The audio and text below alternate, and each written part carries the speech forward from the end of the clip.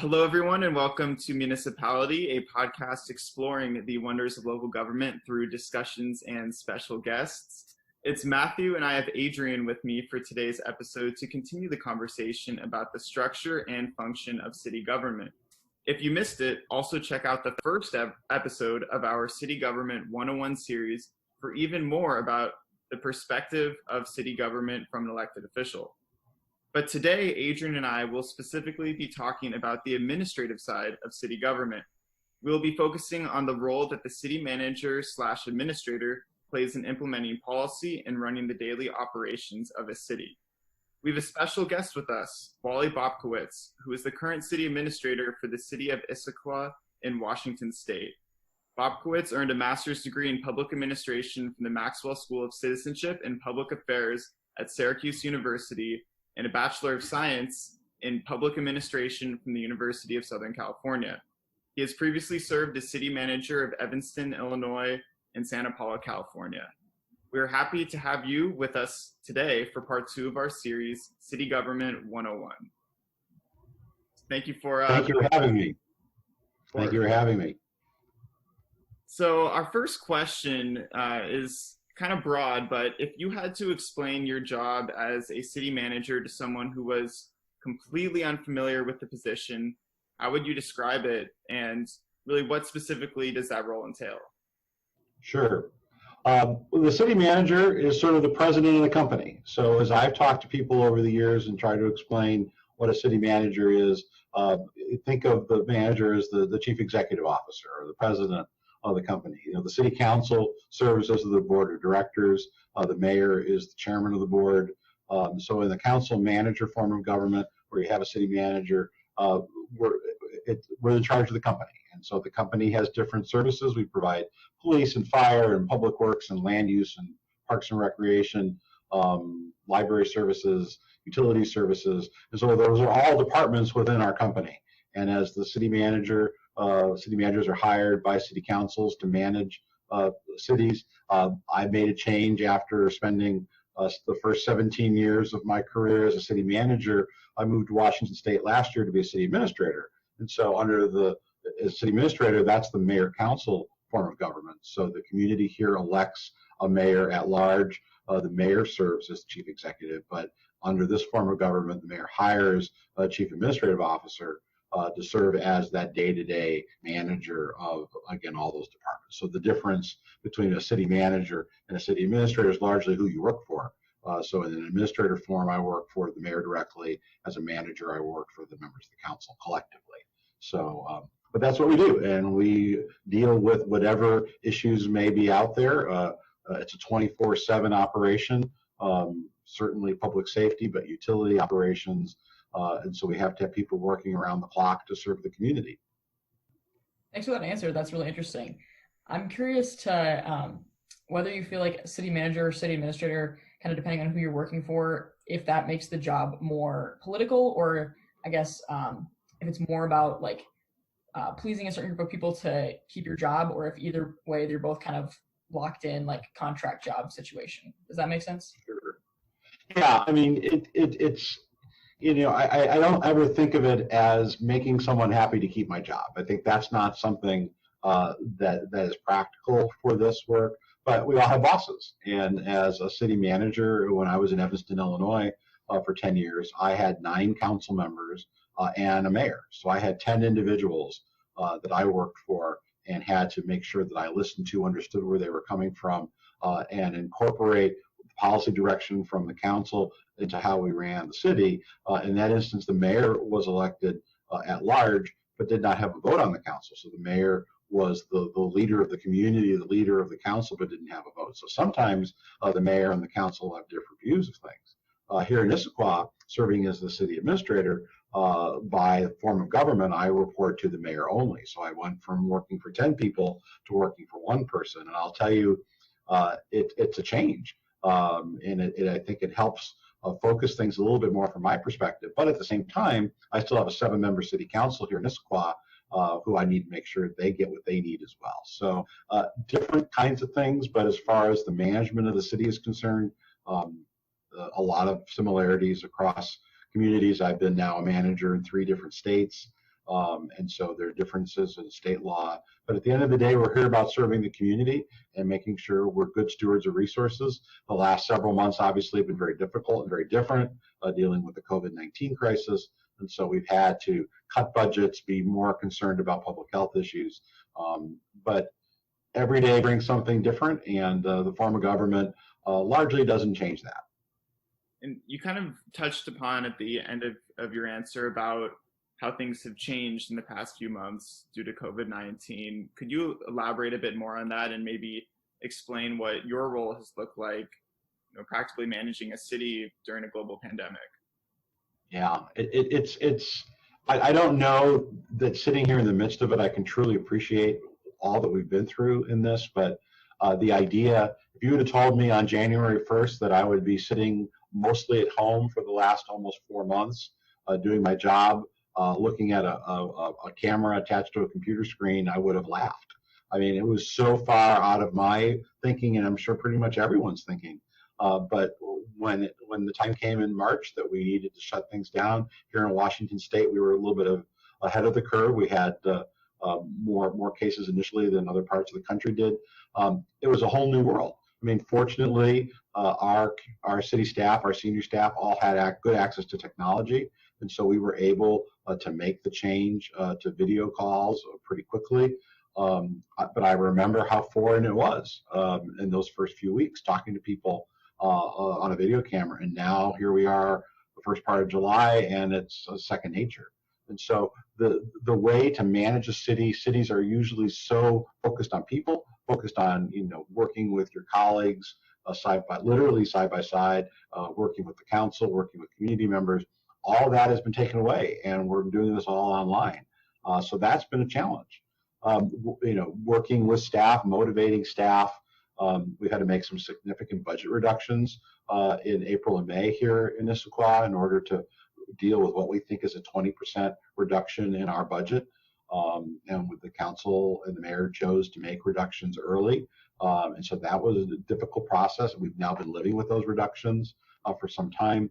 The future remains unknown, and I think that's hard on everyone, but certainly, from a municipal standpoint, when we look at the services we provide, many services we've had to curtail. Our recreation programs, for example, we've had to stop. We've been able to start them up a little bit in the last several weeks, but we don't know what the future holds. Cases continue to rise.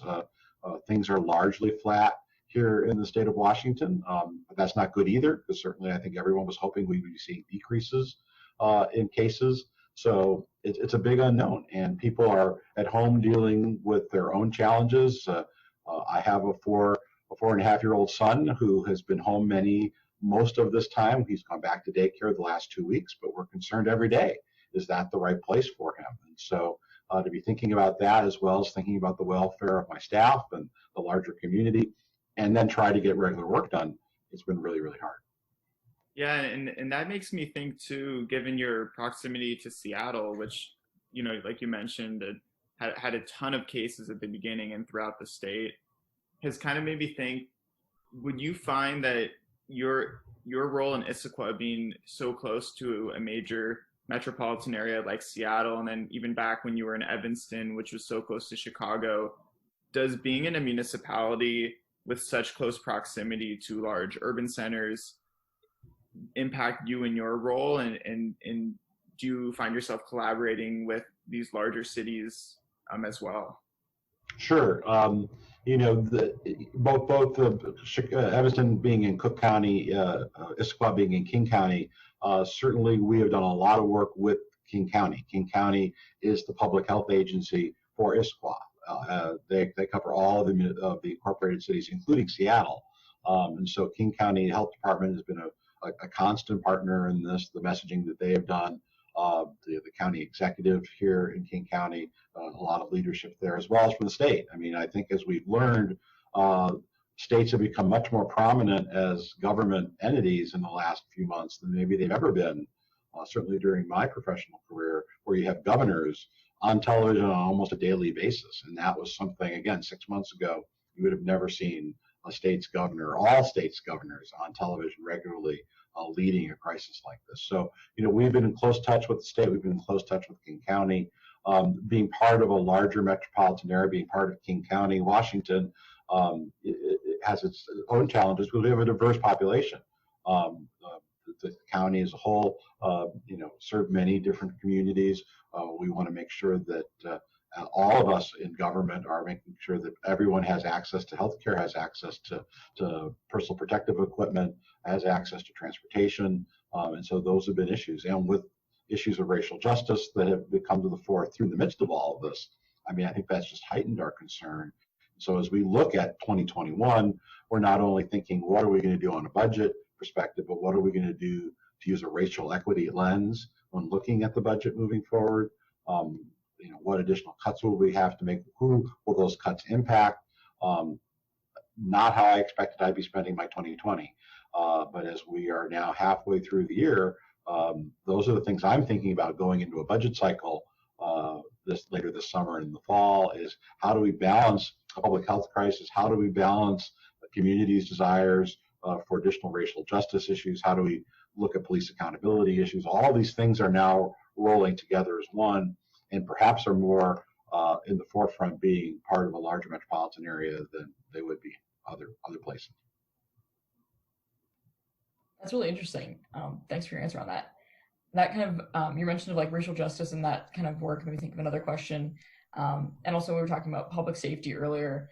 I guess, what is the role of like the city administrator in regard to public safety, and how does your role or whatever interact with that kind of side of city governance, and how do y'all collect and incorporate that public feedback and like outcry that you were talking about racial justice and other things with public safety? Sure. In most council manager forms of government, the city manager is responsible for the police department, hires and fires the police chief, the other senior police leadership. In most city administrator forms of government, they do as well, not all of them. Here in Issaquah, I have that responsibility with the police department. So we're very much a part of that. As you know, of course, every community has had these discussions, and we've had our individuals come and raise their voice to be heard on these issues here in Issaquah. We had a large community march several weeks ago. The mayor here in Issaquah, Wally Bobkiewicz, came out last week with a draft action plan to deal with police accountability, equity, and human services. So it's sort of an omnibus plan of initiatives that she's now taking back to the community during the month of July to get feedback before going to the council in August for their endorsement, so we can move forward on that. So we're looking at what we can do on the police accountability side. There is a larger community initiative called 8 Can't Wait that deals with the use of force issues and other pieces of police reform, but we have chosen to look very specifically at 8 Can't Wait as far as use of force policy. So we've compared our existing use of force policy with a model policy that this group has come out with, and so we're sharing that information with members of the community. We're committing to additional training for our department, additional review of regulations. On the equity side, we have an employee team that's been working on equity issues, but we're committing to additional training there. We're committing to an equity lens process to look at all of our city policies and procedures. And then the area of human services, certainly the COVID crisis has required us to really focus more resources than we ever have on shelter and food issues, and so we continue to work on that. But as we move forward, are we going to need to put even additional resources into that? And as we look at police staffing, what's the role of human services in police staffing? So that's another piece of all of this. So the COVID crisis, the calls for racial equity, all of that comes together. The financial crisis, these are really challenging times for communities, and the individuals who serve in cities and towns and counties all over America, really have had a very full plate. Probably the fullest plate we've had in our, I've been doing this almost 30 years in our careers, and I think it's going to continue for the foreseeable future. Thanks for sharing that. For our listeners, while I mentioned the 8 Can't Wait campaign, if you want to learn more about that and other police reform and abolition movements and ideas, feel free to check out our episode about the history and future of policing. So you were talking about kind of made me think when you mentioned the 8 Can't Wait campaign and all these discussions that are happening. What level of communication do you have with other city managers, administrators? Maybe you could talk a little bit about your work with the International City/County Management Association, otherwise known as ICMA to our listeners, and even how young people, much like Adrian and I, can get more involved in local government, and maybe what career paths look like as well. Sure. As you mentioned, ICMA, the International City County Managers Association, is the international professional association for local government managers, not only in the United States, but really around the world. I've been fortunate to serve on their executive board. I'm concluding a 3-year term at the end of September on their executive board. And ICMA has really been a great resource for not only our members, but for communities around the country and around other countries, with resources on how to deal with not only the public health aspects of COVID, but the financial impacts of COVID, plus also the racial justice issues. For those who are interested in learning more about what ICMA is doing, you can go to the association's website at icma.org. But the association is also gearing up for its annual conference. The conference historically has been an in-person conference. This year in September, it's going to be entirely online. And registration for the conference begins next week. There, I believe, is going to be free access to students. And so if students are interested in local government and want to participate in the conference, they can go to icma.org and get more information starting next week on how to register for the conference. It's going to be a series of both pre-recorded and live discussions and speakers. Really will be the place to go to get, I think, the latest information of how all communities around America and around the world are dealing with these issues. So I would encourage your listeners to check that out and perhaps participate in the annual conference at the end of September. Actually, in the link to this episode, we will include where you can go to get information about this online conference. And I think I want to do this, so thank you for sharing. It's really exciting. I mean, I think that, again, we've joined this sort of online community for so many parts of our life. I think training, sharing information, the ability to bring people together. I'm sitting here in Washington State, Adrian's sitting in Minnesota, Matthew's sitting in Thousand Oaks. Here we're having this conversation like we're in the same room, and that was not something anybody regularly did, I don't think, again, 6 months ago. I'm sorry, I didn't mean to interrupt for your last question, Adrian. No, that's all good. It's definitely an exciting time. And I think even for our podcast, we all regularly do our calls from different states. So it's definitely a fun thing. But for the last question, I wanted to ask, during your work in city government, what are some projects or initiatives that you've been a part of that you're particularly proud of? Well, I think of one, and it's probably one that's really well timed now, and that is a hospital in Santa Paula, California. For those of your listeners who aren't familiar with Southern California, Santa Paula is in Ventura County. It's about 45 miles north of Los Angeles and about 45 miles southeast of Santa Barbara. A community of about 30,000, historic Latino community. Population, I think, these days is probably about 70% Latino. So a mix of folks. But healthcare, access to healthcare, important for all of us, especially today, but certainly important in a diverse community like Santa Paula. When I was the city manager there, it was privately operated. The hospital went into bankruptcy and closed. And the city council wanted the hospital to reopen. We had, as a city, no leverage really to do that. But the council said, we need as a city to have that hospital open. And I was able to work with a number of talented colleagues to craft a deal that helped bring the hospital out of bankruptcy, allowed the hospital to be purchased by the county of Ventura to operate as a public hospital. That happened, and that was 10, 12, 15 years ago now, and it's still there operating and helping people. So in times of public health crises, we need public hospitals, and I'm, probably one of the highlights of my career was being able to be a catalyst to help bring parties together to keep that hospital open. So those individuals that are enjoying hopefully a nice sunny day in Santa Paula today, if they need the medical assistance, they can go to Santa Paula Hospital and get that. So I'm very proud of that achievement. But during the course of a career, you get to do lots of things, big and small. And I think that's one of the attractions for people to go into this work, is that you're not going to reopen a hospital every day, but you're going to get to make people's lives better. And I think for those who are interested in making a difference in their communities, looking at careers in local government make a lot of sense. That's awesome. Thank you for sharing that. So that's the end of the questions that we have for you today. So thank you so much for joining today's episode and for sharing your experiences working in local government. And on behalf of our whole team at MuniciPality, we're really thankful for you coming on and for all the work you've done in city governments in a variety of places, which is really cool to hear about.